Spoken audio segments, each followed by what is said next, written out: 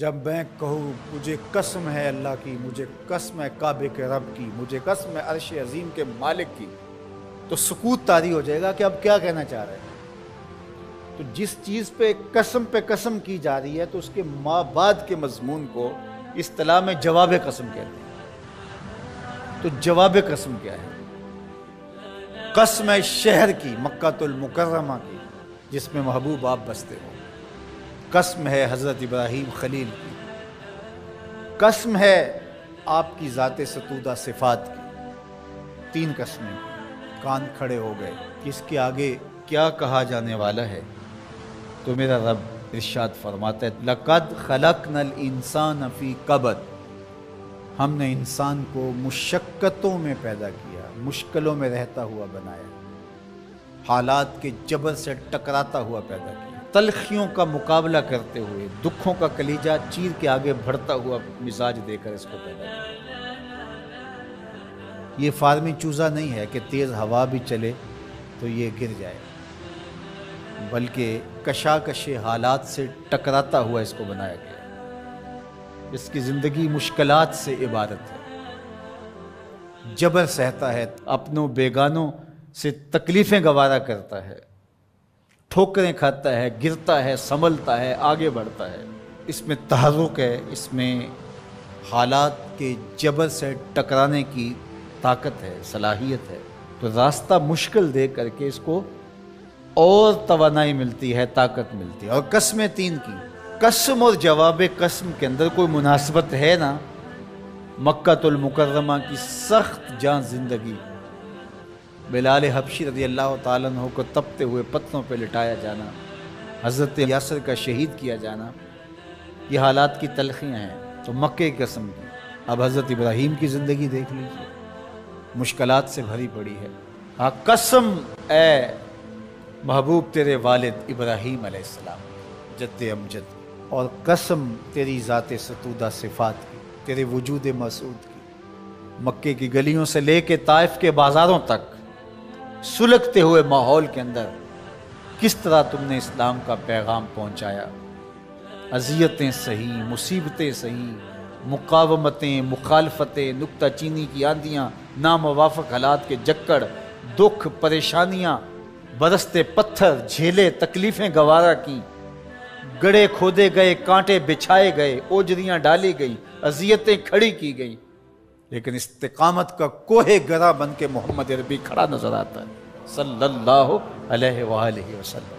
تو تین قسمیں کر کے کہا کہ آج اگر تمہیں کوئی تکلیف آ جائے، مشقت سے گزرنا پڑے، تو کہیں گھبرا نہ جانا۔ دیکھو مکہ المکرمہ کی سرزمین دیکھ لو، حضرت ابراہیم علیہ السلام کی مشقتیں دیکھ لو، نبی اکرم صلی اللہ علیہ وآلہ وسلم کی زندگی کے شب و روز دیکھ لو۔ لقد خلقنا الانسان فی قبد، ہم نے انسان کو مشقتوں میں رہتا ہوا پیدا کیا، حالات کے جبر سہتا ہوا پیدا کیا، تکلیفوں سے گزرتا ہوا پیدا کیا۔ تو اگر حالات مشکل آ جائیں، تکلیفیں زیادہ ہو جائیں، تو اس سے گھبرانے کی بجائے راستے تلاش کرنے کی کوشش کرنی چاہیے۔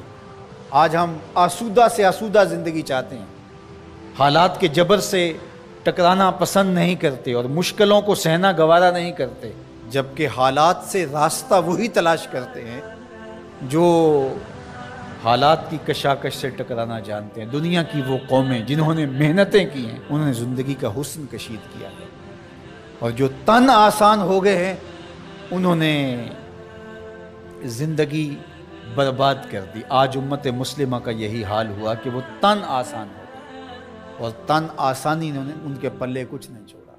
زندگی میں تحرک، زندگی میں جد و جہد، کشاکش حیات، یہی زندگی کا جمال ہے۔ تنے مردہ سے بیزار ہے حق، تنے مردہ سے بیزار ہے حق، خدائے زندہ زندوں کا خدا ہے۔ اللہ اسی کی مدد کرتا ہے جو کھڑا ہوتا ہے۔ تو یہ تین قسمیں ہمیں بتاتی ہیں کہ ہماری زندگی کے رنگ اور تیور کیا ہونے چاہیے اور زندگی کس طرح آگے بڑھنی چاہیے۔ حضرت جابر رضی اللہ تعالیٰ عنہ فرماتے ہیں کہ رسول کریم صلی اللہ علیہ وآلہ وسلم نے ارشاد فرمایا، اللہ اکبر، دیکھیے کہیں کہا گیا کالا کالا نبی صلی اللہ علیہ وسلم، کہا گیا کالا کالا رسول اللہ صلی اللہ علیہ وسلم، کہیں کہا گیا کالا کالا ابو القاسم صلی اللہ علیہ وسلم۔ کیسے رنگ ہیں؟ حضرت عائشہ بھی روایت کرتی ہیں حضور کی حدیث، تو کبھی نہیں کہتی کہ کالا کالا زوجی، میرے شوہر نے کہا، وہ بھی کہتے ہیں کالا کالا رسول اللہ، میرے رسول نے کہا۔ حضرت عباس روایت کرتے ہیں تو کبھی نہیں کہتے کہ میرے بھتیجے نے کہا، وہ بھی کہتے ہیں کالا کالا رسول اللہ صلی اللہ علیہ وسلم۔ اللہ اکبر۔ حضرت علی روایت کرتے ہیں، حضرت علی حضور کے بھائی لگتے ہیں نا، تو کبھی نہیں کہتے کالا کالا اخی، میرے بھائی نے کہا، وہ بھی کہتے ہیں کالا کالا رسول اللہ صلی اللہ علیہ وسلم۔ اللہ اکبر۔ یار رسول کا رشتہ کتنا بڑا رشتہ ہے۔ تو کوئی نہیں کہتا میرے شوہر نے کہا ہے، کوئی نہیں کہتا میرے بھتیجے نے کہا ہے، کوئی نہیں کہتا کہ میرے بھائی نے کہا ہے، سارے کہتے ہیں میرے رسول نے کہا ہے۔ تو یار یہ کتنا بڑا رشتہ ہے، کتنا عظیم رشتہ ہے، تو اس رشتے کے ساتھ فخر ہوتا ہے، ناز ہوتا ہے۔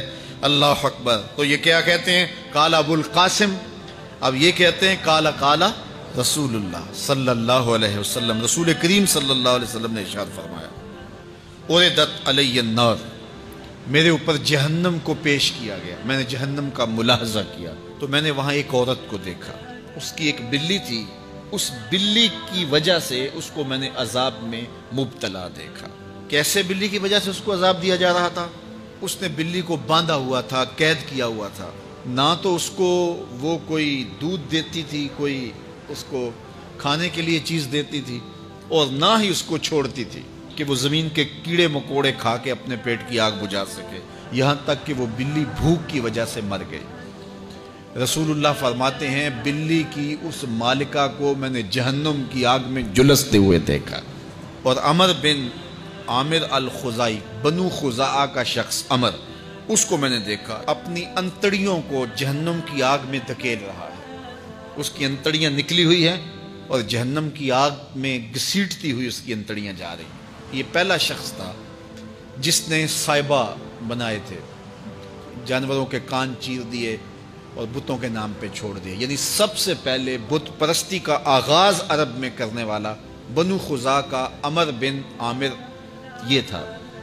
تو اس کو میں نے حضور نے فرمایا دیکھا کہ یہ جہنم کی آگ میں جلس رہا ہے، کیونکہ اب جتنے بھی لوگ بت پرستی کریں گے ان سب کا گناہ عمر بن عامر کے نامہ اعمال میں درج ہوگا، ان کو بھی گناہ ملے گا جو بت پرستی کرتے ہیں۔ اور چونکہ ایجاد اس نے کیے تھے، بت اس نے بنائے تھے، تراشے اس نے تھے، پھر اس کے بعد اس نے جانور بتوں کے نام پہ چھوڑے تھے، چڑھاوے چڑھانے کا انداز اختیار کیا تھا، لہٰذا اس کو جو ہے وہ گناہ پہنچتا رہے گا۔ تو کہا میں نے اس کو عذاب میں مبتلا دیکھا۔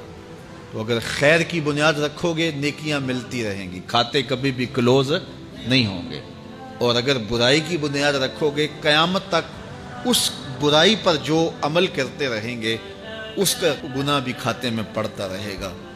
اللہ اکبر۔ تو ہمیں اچھائی کی طرح ڈالنی چاہیے، نیکی کی طرح ڈالنی چاہیے۔ آقا کریم علیہ السلام نے ایک موقع پر فنڈ مانگا تو ایک شخص نے اٹھ کر کے پیش کیا، تو جب اس نے پیش کیا تو اس کے دیکھا دیکھی دوسرے بھی کھڑے ہو گئے، دوسرے بھی پیش کرنے لگے۔ بعض کا سارے خاموش ہوتے ہیں، کوئی ہمت نہیں کرتا، تو ایک کھڑا ہوا تو اس کو دیکھ کے دوسرے بھی کھڑے ہو گئے۔ تب حضور نے فرمایا تھا من سنّا فی الاسلام سنتن حسنتن فلہ اجرھا، جس نے اسلام میں کوئی اچھا طریقہ رائج کیا اس کو اس کا اجر ملے گا، اور پھر اس کی دیکھا دیکھی جس نے بھی کوئی اچھا کام کیا اس کا اجر بھی اس کے اجر کی کمی کے بغیر اس کے کھاتے میں بھی داخل ہوتا رہے۔ اس لیے نیک، اور میں کئی لوگوں کو جانتا ہوں کہ جو جمعۃ المبارک کے اجتماع میں، پیر کے اجتماع میں لوگوں کو لے کے آتے رہے، کسی وجہ سے وہ خود نہیں آتے لیکن جن کو لے کے آتے رہے وہ اب بھی آ رہے ہیں، تو وہ اگرچہ نہیں آ رہے اور کچھ فوت بھی ہو گئے ہیں، تو جو جن کو لے کر آئے ان کے کھاتے کا ثواب ان کے نامہ اعمال کے کھاتے میں بھی درج ہوتا رہے گا۔ تو اس لیے اچھائی کی طرح ڈالو، نیکی کی طرح ڈالو، اچھائی کی طرف جاؤ۔